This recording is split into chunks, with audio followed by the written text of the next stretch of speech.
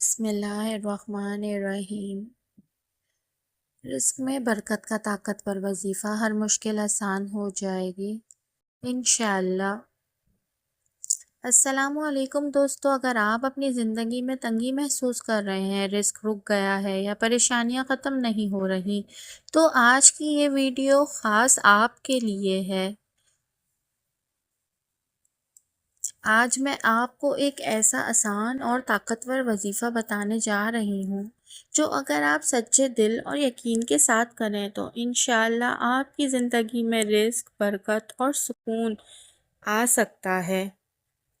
لیکن یاد رکھیں، ہر دعا کا اثر اللہ کے حکم سے ہوتا ہے، اس لیے پورے یقین کے ساتھ عمل کریں۔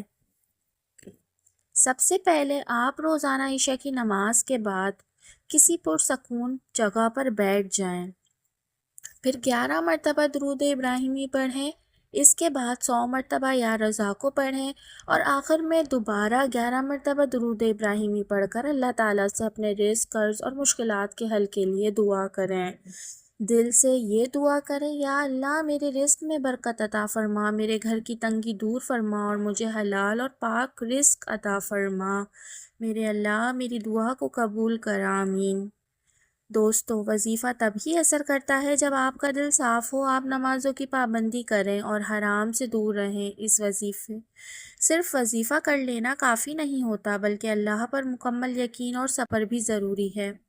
اگر آپ اس وظیفے کو 21 دن تک مسلسل کرتے ہیں تو انشاءاللہ آپ اپنی زندگی میں ایک مثبت تبدیلی محسوس کریں گے، رزق میں آسانی، دل کا سکون اور گھر میں برکت آنے لگے گی۔